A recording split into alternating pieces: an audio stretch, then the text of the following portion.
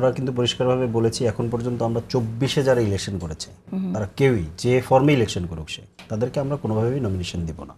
এটা না 24 ইলেকশন করে নেই, কিন্তু তারপরও শেখ হাসিনা সুবিধা নিয়েছে, সেরকম ব্যক্তি এরকম লোক থাকতে পারে, এরকম ঘাপটি মেরে এরকম লোক থাকতে পারে। আমাদের একটা জিনিস যেটা বুঝতে হবে যে আমাদের এই কমিটমেন্টের জায়গাতে আমাদের কোনো ঘাটতি নেই, ভুল ত্রুটি হতে পারে আমরা, এবং আমাদের এটা একটা প্রাথমিক মনোনয়ন, চেঞ্জ করার তো সুযোগ আছেই।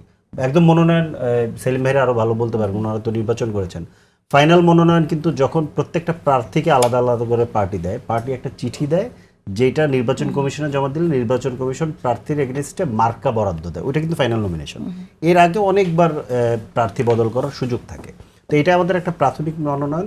আমরা আসলে চেষ্টা করেছি যে ধরেন আপনি যে ক্রাইটেরিয়াগুলো বললেন যে ওইগুলোর মধ্য থেকেই নির্বাচন মানে প্রার্থীদেরকে দেওয়া, এবং নির্বাচনে একেবারে জিতে আসতে পারে যে ধরনের মানে দেওয়া হয়, যে ধরনের শর্ত দেওয়া হয় যে আচ্ছা ওকে না দিলে নির্বাচনে জিতে, আমাদের জন্য এইটা মেজর জায়গা না।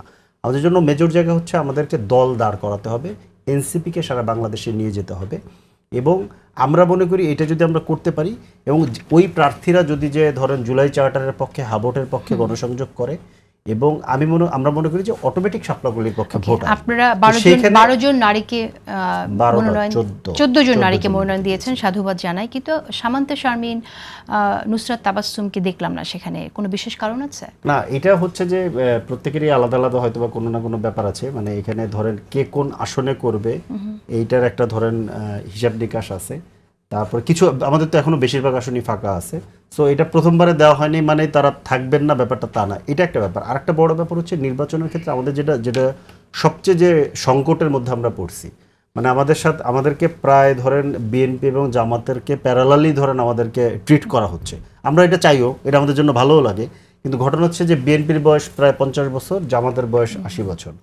এখন তাদের মতো এই পরিমাণ স্ট্রাকচার তো আমাদের নেই, আমাদের একসাথে ধরেন 10টা কাজ করতে হচ্ছে, তো এটা কঠিন আমাদের জন্য।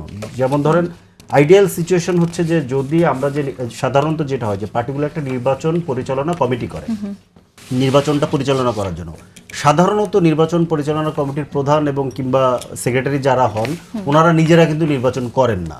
কিন্তু আমরা কিন্তু এই সংকটে পড়ছি, আমরা এমন আসলে নেতৃত্ব আমাদের মধ্যে আমরা পাচ্ছি না, কিংবা এই মুহূর্তে আমরা উপস্থিত করতে পারিনি যে যাদের ওই ক্যাপাসিটিটাও আছে এবং ওনারা নির্বাচন করবে না। কিন্তু আমরা দেখতেছি যে ধরেন সে নির্বাচনে জিতে আসার মতো ক্যান্ডিডেট, আবার হচ্ছে তাকে এটার দায়িত্ব নিতে হচ্ছে, সো একটা ডুয়েল রোল প্লে করতে হচ্ছে।